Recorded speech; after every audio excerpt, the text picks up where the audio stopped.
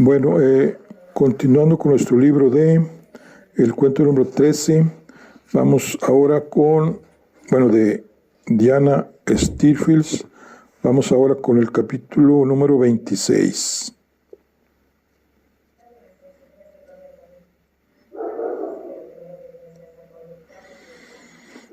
El calcetín gris de la señora Love.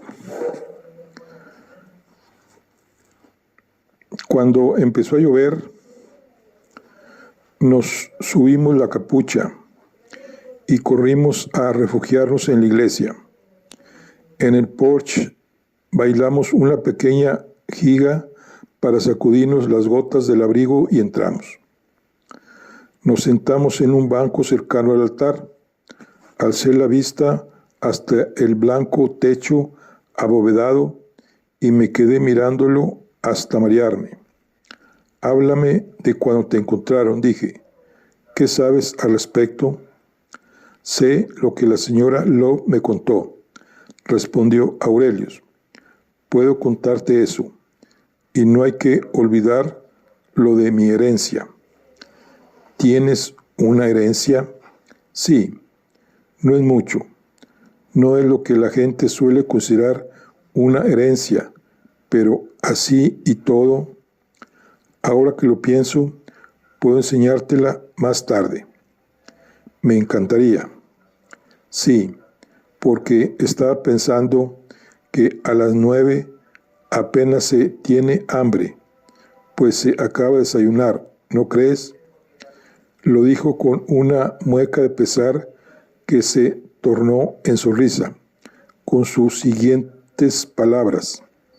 Así que me dije, invita a Margaret al tentempié de las 11, bizcocho y café. ¿Qué te parece? No te iría mal engordar un poco, y entonces podría enseñarte mi herencia. Bueno, lo poco que hay que ver. Acepté su invitación. Aurelius se sacó las gafas del bolsillo y procedió a limpiarlas distraídamente con un pañuelo. Y ahora lentamente hizo una profunda inspiración. Luego expiró despacio, tal como me lo contaron, la señora Love y su historia.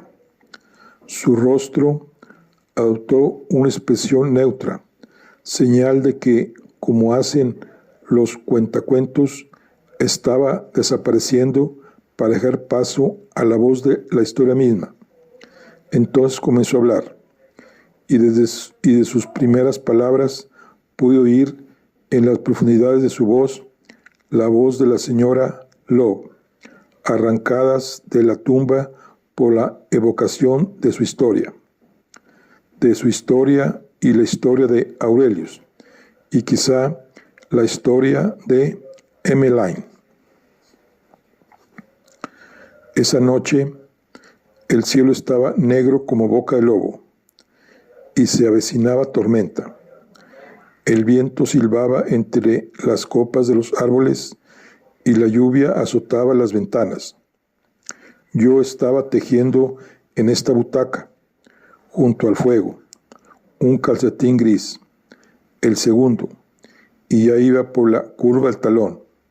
De repente, un escalofrío me recorrió el cuerpo. No porque tuviera frío, ni mucho menos. En el cesto había una buena brazada de leña que había traído del cobertizo esa misma tarde y acababa de echar otro leño al fuego. De modo que no tenía frío, nada de frío, pero es cierto que pensé, menuda nochecita, me alegro de no ser un pobre desgraciado atrapado en la intemperie lejos de su casa. Y fue pensar en ese pobre desgraciado y sentir el escalofrío. Dentro de casa reinaba el silencio. Solo se oía el crepitar del fuego, el clic-clic de las agujas de tejer y mis suspiros. Mis suspiros, ¿te preguntas? Pues sí, mis suspiros, porque no era feliz, me había dado por rememorar, y eso es un mal hábito para una cincuentona. Tenía un fuego que me daba calor, un techo sobre mi cabeza y una cena caliente en el estómago. Pero ¿era feliz? No. Así que ahí estaba, suspirando sobre mi calcetín gris mientras la lluvia seguía cayendo. Al rato me levanté para ir a buscar a la despensa un trozo de pastel de ciruela sabroso y esponjoso, bañado con coñac. No imaginas cómo me levantó el ánimo. Pero cuando regresé y recogí las agujas, el corazón me dio un vuelco. ¿Y sabes por qué?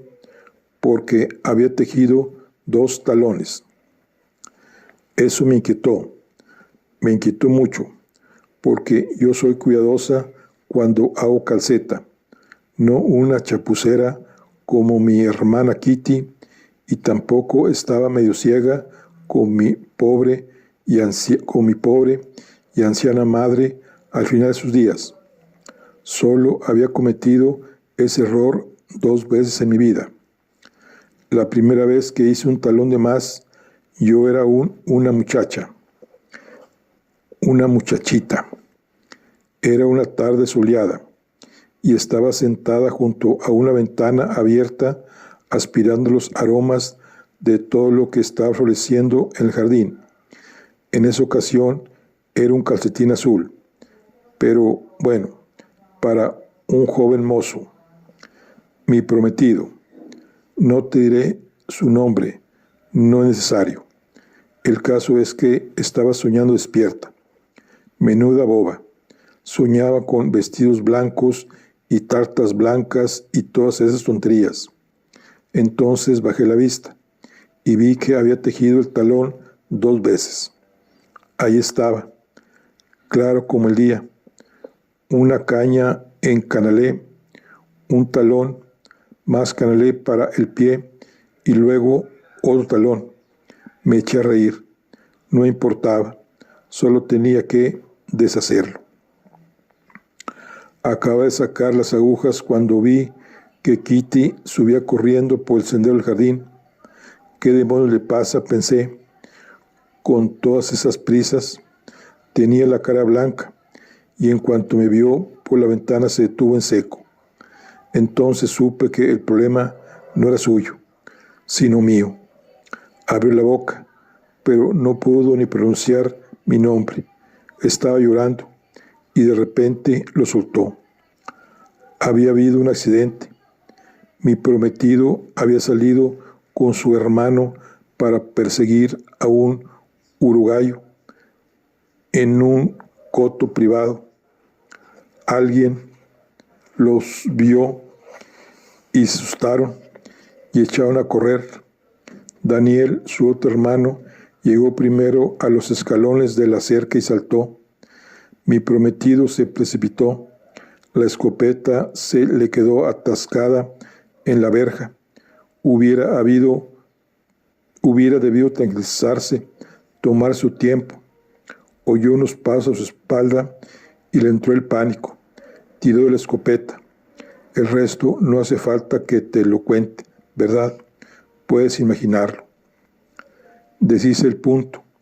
Todos esos nudos diminutos que haces uno detrás de otro, fila a fila, para tejer un calcetín, los deshice todos.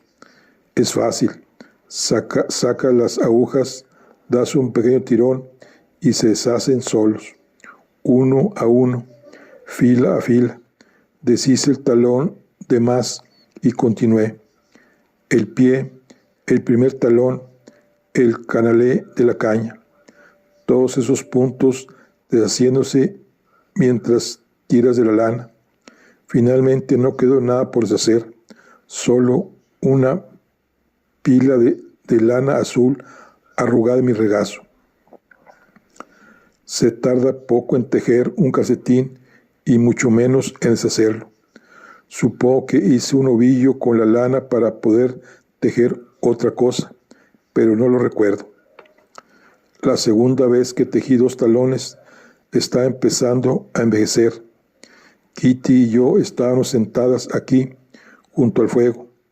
Hacía 1 año que su marido había fallecido y casi 1 año que ella se había venido a vivir conmigo.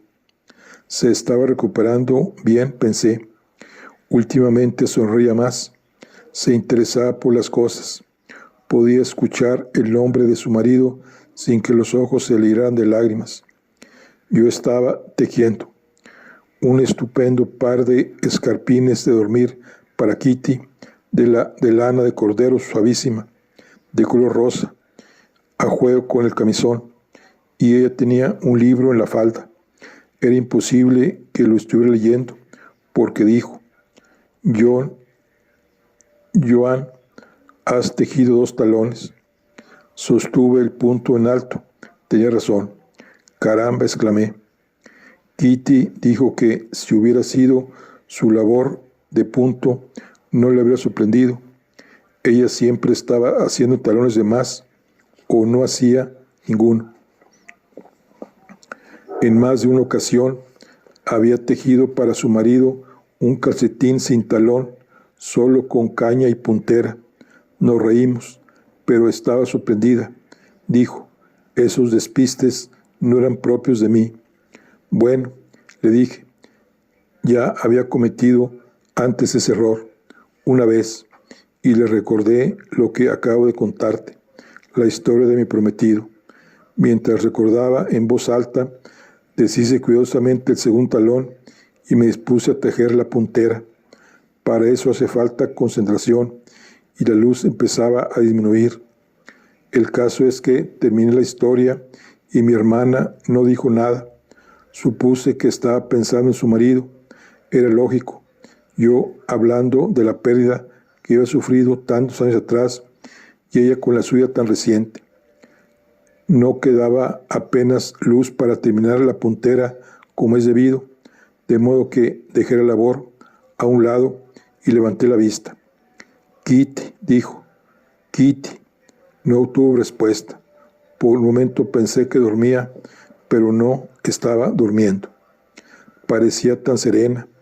Tenía una sonrisa dibujada en su rostro, como si se alegrara de reunirse con él, con su marido.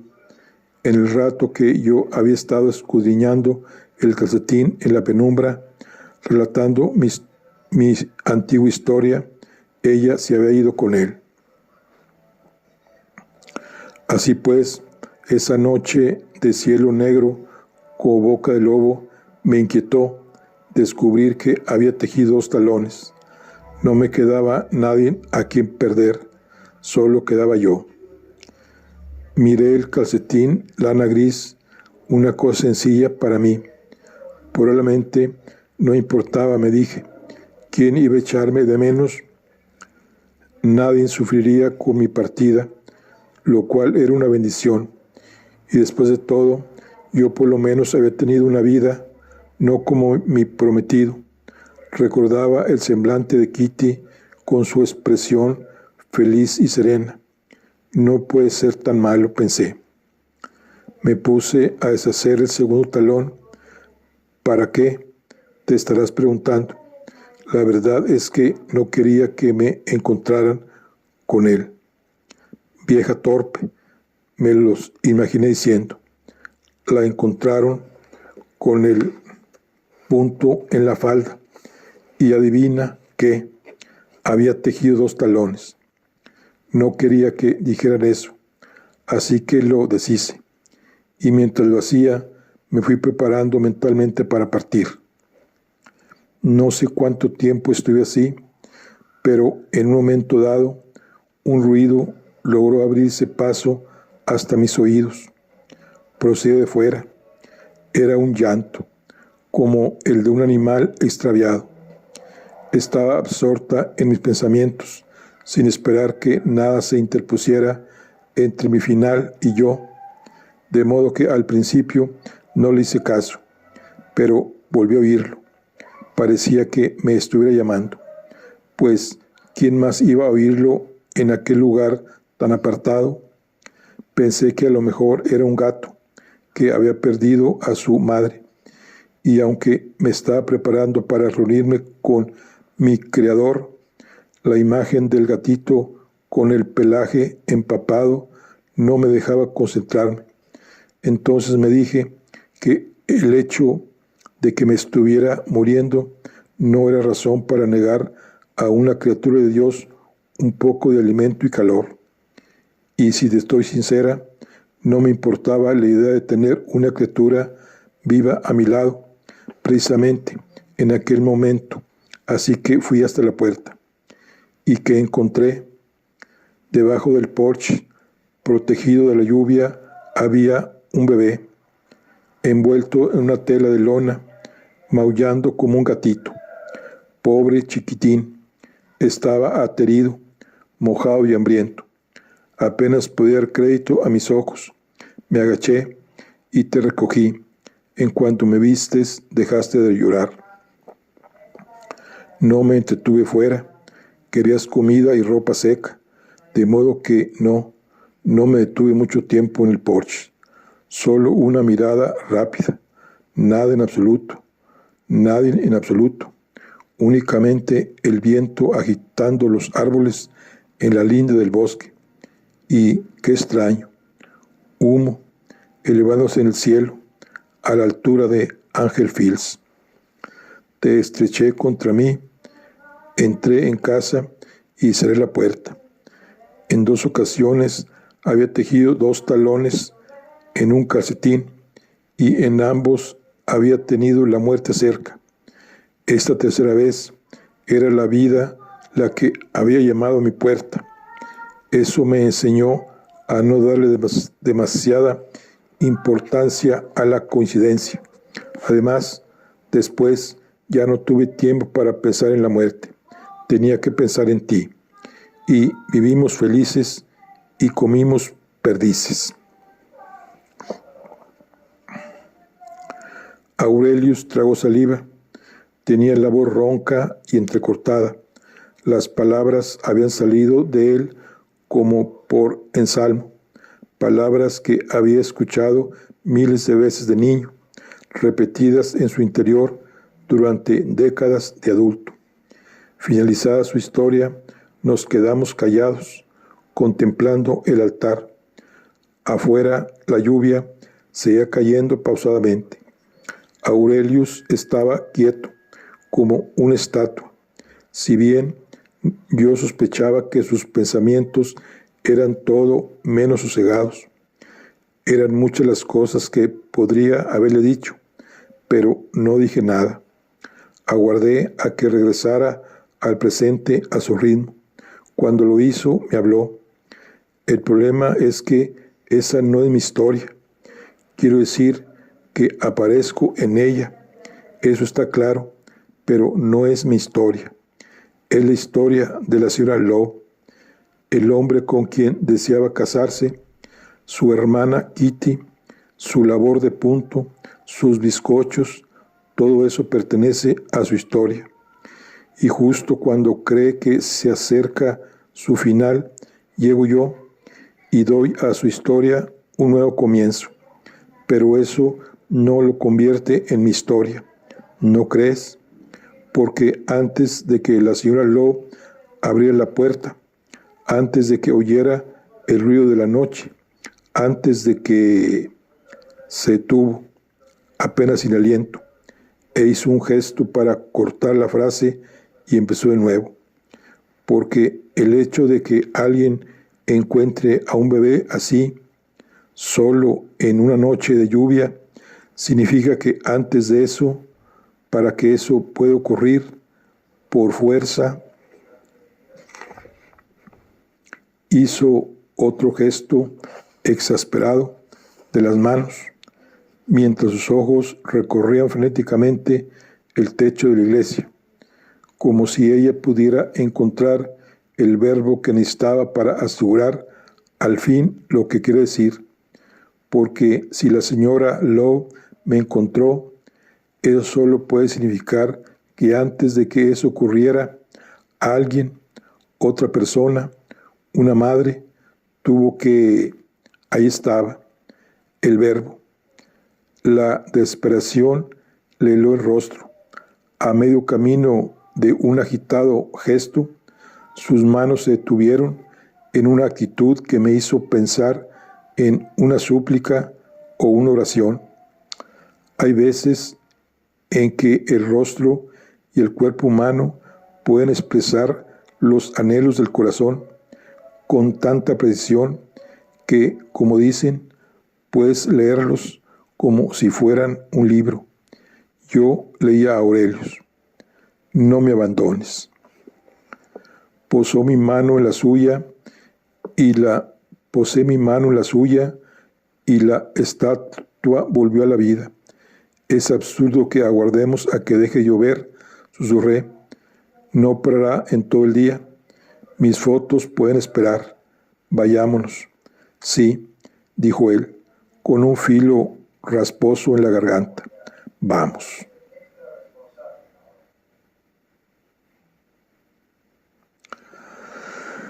Bueno, aquí concluimos la charla del día de hoy. Estamos con el libro de el cuento número 13 de Diana Stearfield, El calcetín gris de la señora Lowe.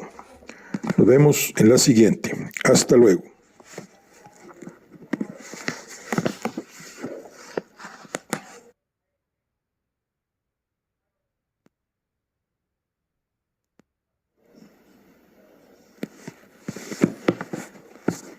Bueno, continuando con nuestro libro de el cuento número 13 de Diana Stearfield, vamos con el capítulo número 27, que se llama La herencia.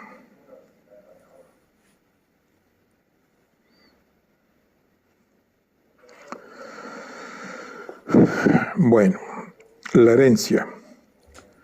Son 2 kilómetros en línea recta, dijo, señalando el bosque, y un poco más por carretera. Atravesamos el parque de ciervos y casi habíamos alcanzado el límite del bosque cuando oímos una voz. Era la voz de una mujer que, atravesando la lluvia, subía por el camino de grava hasta sus hijos y alcanzaba el parque. Te lo dije, Tom, está muy mojado. No pueden trabajar cuando llueve tanto. Decepcionados, los niños se habían detenido al ver las grúas y la maquinaria pesadas. Con las gorras sobre sus rubias cabezas me era imposible distinguirlos. La mujer los alcanzó y la familia formó un círculo de impermeables para entablar un breve debate. Aurelius observaba embelesado la escena familiar. Los he visto antes, dije. ¿Sabes quiénes son? Una familia.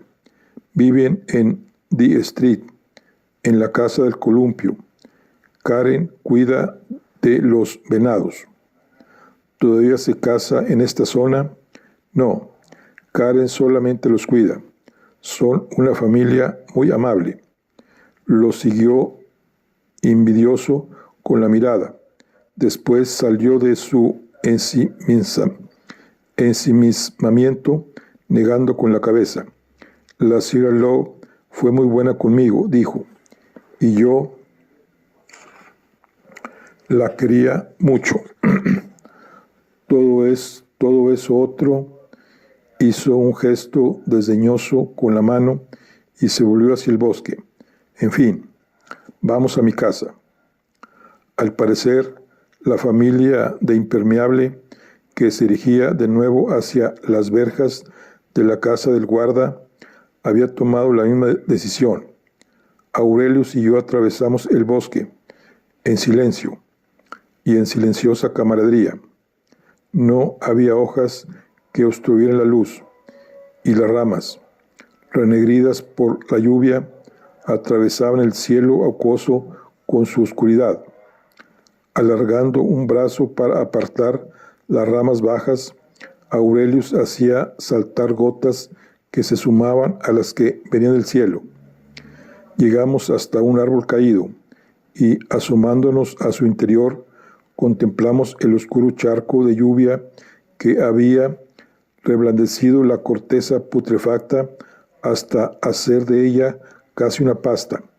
Mi hogar, anunció Aurelius, era una pequeña casa de piedra, aunque no había sido construida para resultar atractiva, sino para resistir. Sus líneas sencillas y sólidas eran agradables. La rodeamos. Tenía 100 o 200 años. Era difícil terminarlo. No era la clase de casa a la que 100 años pudieran cambiar demasiado. En la parte trasera había un anexo nuevo y espacioso, casi tan grande como la casa, ocupado enteramente por una cocina. Mi santuario, dijo, al tiempo que me invitaba a pasar. Un enorme horno de acero inoxidable, paredes blancas y 2 neveras inmensas, una cocina de verdad para un cocinero de verdad. Aurelius me acercó una silla y me senté junto a una mesa pequeña situada cerca de una librería. Los estantes estaban abarrotados de libros de cocina, en francés, inglés e italiano. Sobre la mesa descansaba un libro diferente a los demás. Era un cuaderno grueso con las esquinas gastadas por el paso del tiempo, cubierto de un papel marrón casi transparente, después de décadas de haber sido manipulado por dedos pringados de mantequilla. Alguien había escrito recetas con Z en la tapa con mayúsculas anticuadas aprendidas en la escuela. Años después, la misma persona había tachado la Z y escrito encima una C, utilizando otra pluma. ¿Puedo?, pregunté. Claro. Abrí el cuaderno y empecé a hojearlo. Bizcocho Victoria, pan de dátiles y nueces, pollitos de mantequilla, pastel de jengibre, damas de honor, tarta de almendras, pastel de frutas. La ortografía y la letra mejoraban a medida que pasaba las páginas. Aurelius giró una esfera del horno y, moviéndose con suma soltura, reunió sus ingredientes. En poco tiempo todo estuvo a su alcance y alargaba el brazo para coger un tamiz o un cuchillo sin levantar siquiera la vista. Se movía en su cocina del mismo modo que un conductor cambia de marcha en su coche. El brazo se extendía suave, independiente, sabiendo exactamente qué hacer mientras los ojos no se apartaban ni un segundo de lo que tenían justo delante, el cuenco donde estaba mezclando los ingredientes. Aurelius tamizaba harina, cortaba mantequilla en cuadritos y rayaba cáscara de naranja con la misma naturalidad con que respiraba. ¿Ves ese armario a tu izquierda?, dijo. ¿Te importaría abrirlo? Pensando que quería un utensilio, abrí la puerta. Dentro encontrarás una bolsa colgada de un gancho. Era una especie de cartera vieja y de una forma curiosa. Los lados no estaban cosidos, sino simplemente remetidos. Se cerraba con una hebilla y tenía una correa de cuero larga y ancha, sujeta a cada lado con un cierre oxidado, que presumiblemente te permitía llevarla cruzada. El cuero estaba seco y agrietado, y la lona, tal vez caqui en otros tiempos, solo mostraba el color de los años. ¿Qué es?, pregunté. Aurelius levantó la vista del cuenco un segundo. La bolsa en la que me encontró.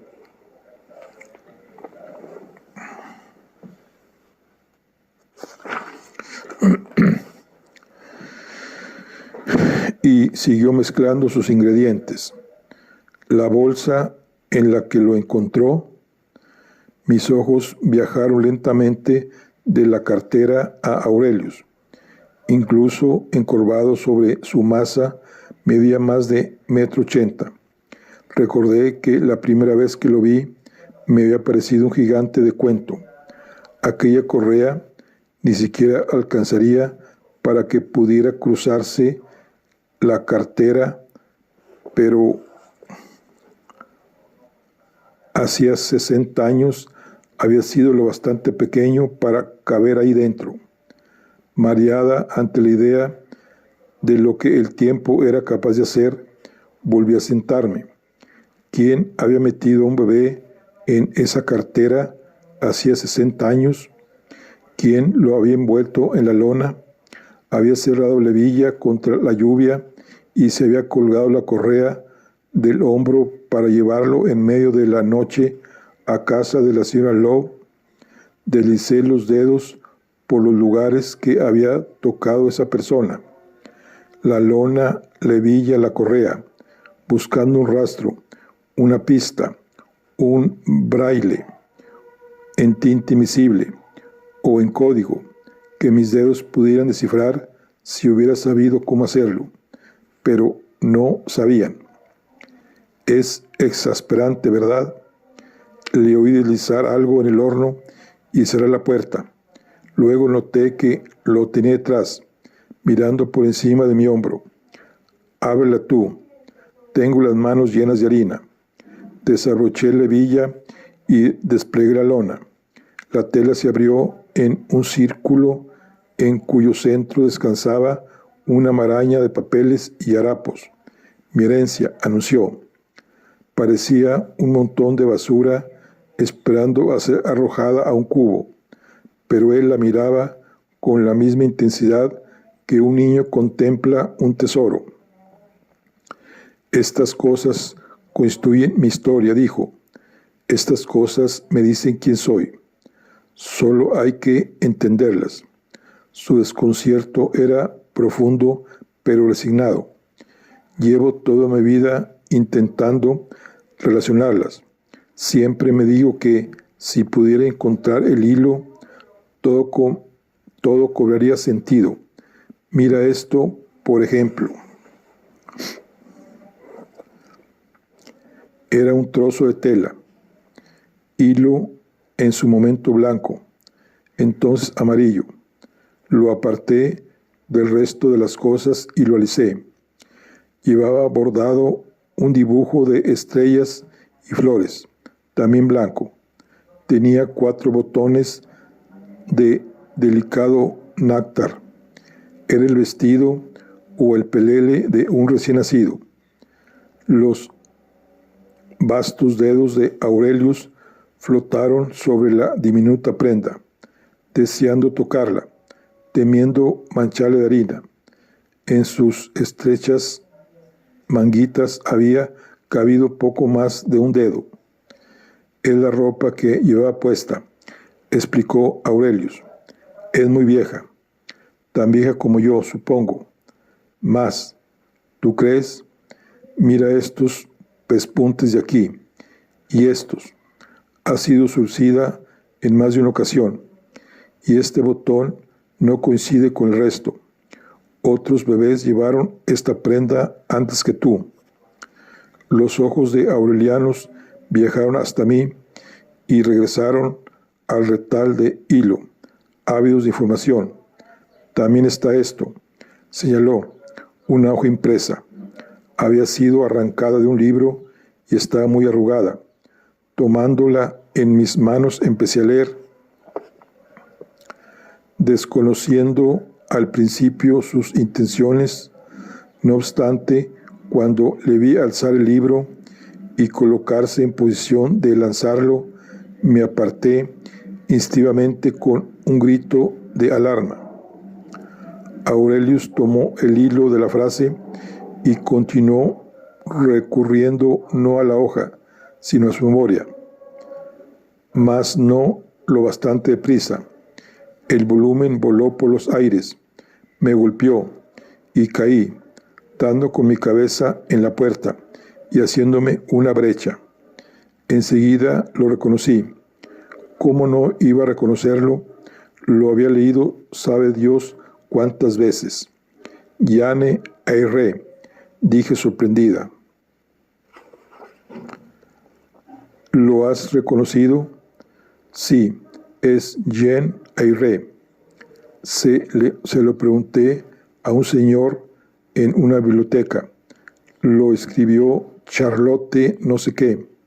Tenía muchas hermanas, por lo visto. ¿Lo has leído?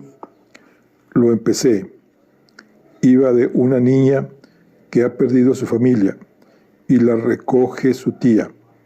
Pensé que estaba sobre la pista de algo. Una mujer horrible. La tía. Nada que ver con la señora Lowe. El tipo que le arroja el libro en esta página es uno de sus primos. Después la meten en un colegio espantoso, con una comida espantosa, pero hace una amiga. Aurelius sonrió recordando la historia. Entonces la amiga muere. Su rostro se entristeció y a partir de ahí perdí el interés. No llegué al final. Después de eso no podía verle el sentido. Se encogió de hombros para sacudirse la confusión. ¿Lo has leído? ¿Qué ocurre al final? ¿Tiene alguna relación? Se enamora de su patrono, la esposa de él, que está loca y vive clandestinamente en la casa. Intenta quemar el edificio y Jean se marcha. Cuando vuelve, la esposa ha fallecido y el señor Rochester está ciego y Jean se casa con él. Ah, Aurelius arrugó la frente mientras se esforzaba por comprender. No veo la relación. El principio puede que sí, la niña sin madre, pero después, ojalá alguien pudiera decirme qué significa. Ojalá hubiera alguien que pudiera simplemente contarme la verdad. Miró la página arrancada. Tal vez lo importante no sea el libro, sino esta página en concreto. A lo mejor tiene un significado oculto. Mira esto. El interior de la contraportada de su cuaderno de recetas de la infancia estaba lleno de hileras y columnas, de números y letras escritas con la caligrafía grande de un niño.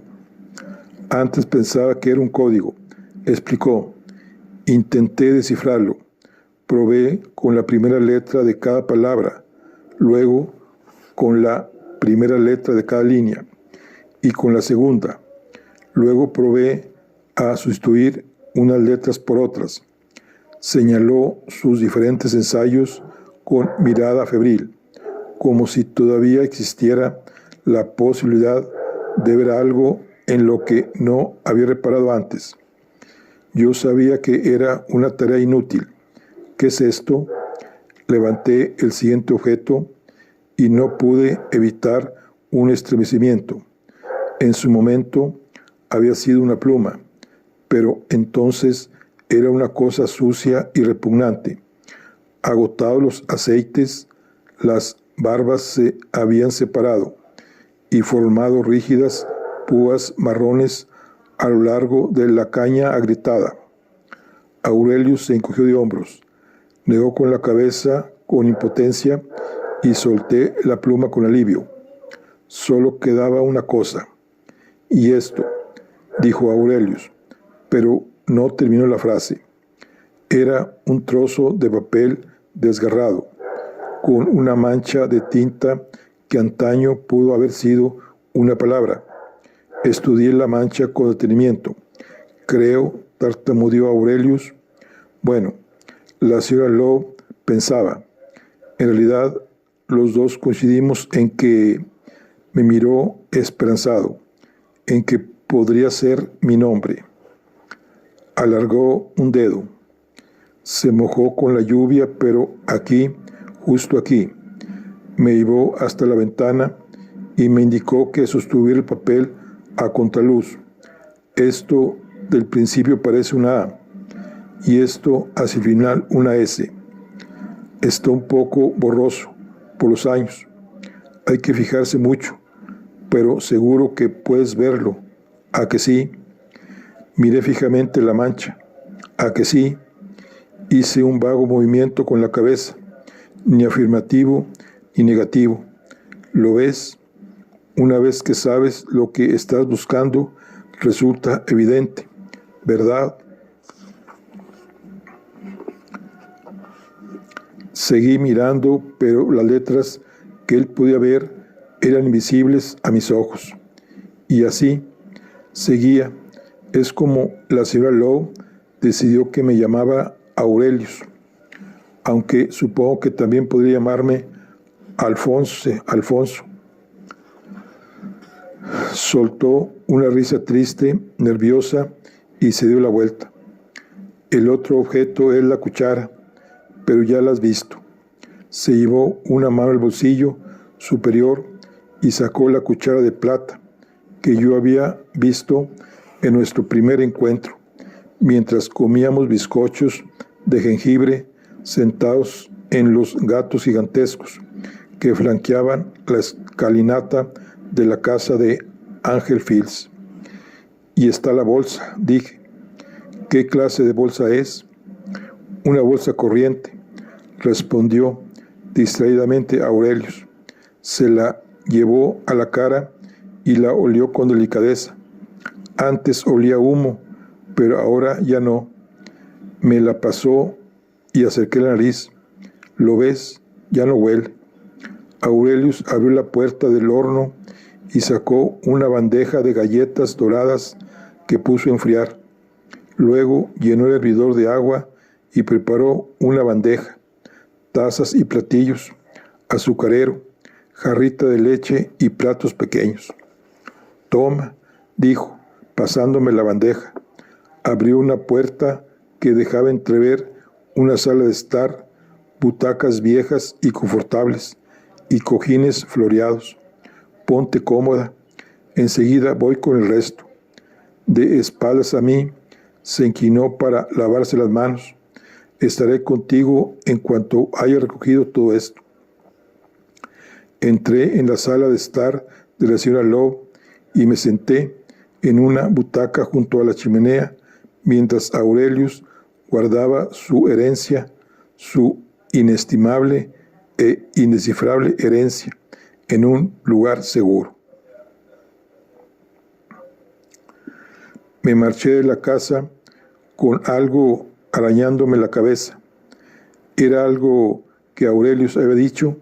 Sí, un eco o una conexión había requerido de manera imprecisa mi atención, pero el resto del relato se lo había llevado por delante. No importaba, ya volvería. En el bosque hay un claro. A sus pies el suelo desciende en picado y se llena de maleza antes de volver a nivelarse y cubrirse de árboles. Eso lo convierte en un inesperado mirador desde donde se puede contemplar la casa, y en aquel claro me detuve cuando regresaba de casa de Aurelius. La escena era desoladora. La casa, o lo que quedaba de ella, ofrecía un aspecto fantasmagórico, una mancha gris contra un cielo gris. Las plantas superiores del ala izquierda ya habían desaparecido. La planta baja sobrevivía, con el marco de la puerta delimitado por su dintel de oscura piedra y la escalinata, pero la puerta propiamente dicha ya no estaba. No era un buen día para estar expuesta a los elementos, y la imagen de la casa semi-desmantelada me produjo un estremecimiento. Hasta los gatos de piedra la habían abandonado, al igual que los ciervos se habían marchado para resguardarse de la lluvia.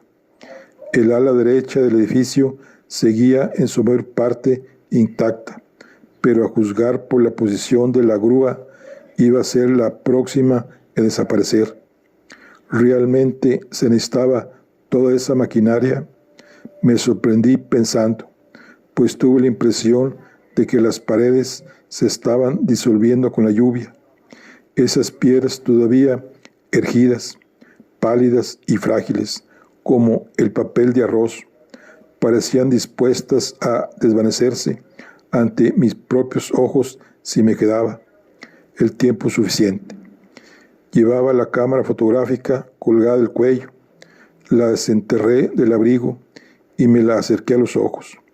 Era posible captar el aspecto evanescente de la casa a través de toda esa humedad. Lo dudaba, pero estaba dispuesta a intentarlo. Estaba ajustando el objetivo cuando percibí movimiento en el borde del encuadre. No era mi fantasma. Los niños habían vuelto. Habían vislumbrado algo en la hierba y se estaban agachando con entusiasmo. ¿Qué era? ¿Un erizo? ¿Una culebra? Intrigada, moví el objetivo para ver mejor. Uno de los niños metió la mano en la larga hierba y sacó algo. Era el casco amarillo de un obrero. Con una sonrisa radiante, se echó el sueste hacia atrás. Ahora podía ver que se trataba del muchacho y se llevó el casco a la cabeza. Se puso rígido como un soldado, el pecho echado hacia afuera, la cabeza erguida, los brazos a los lados y el rostro tenso, concentrado en evitar que el casco, demasiado grande, se le resbalara. En cuanto dio con la postura, se produjo un pequeño milagro. Un rayo de sol se filtró por un claro abierto en una nube y se posó sobre el niño, iluminándolo en su momento de gloria. Apreté el disparador e hice la foto. El niño del casco, un letrero amarillo de no pasar sobre el hombro izquierdo y a la derecha, en segundo plano, una lúgubre mancha gris, la casa. El sol se ocultó de nuevo y bajé la vista para correr la película y guardar la cámara. Cuando volví a mirar, los niños estaban en el camino, cogidos de la mano, la derecha de ella en la izquierda de él. Se dirigían hacia la verja de la casa del guarda, dando vueltas, iguales en ritmo, iguales en gravitación, cada uno el contrapeso perfecto del otro, con la cola de sus impermeables ondeando y los pies rozando apenas el suelo. Parecían estar a punto de elevarse y echarse a volar. Bueno, aquí concluimos lo que es la charla del día de hoy. Estamos con el libro de el cuento número 13 de Diana Stilfels. Nos vemos en la siguiente. Hasta luego.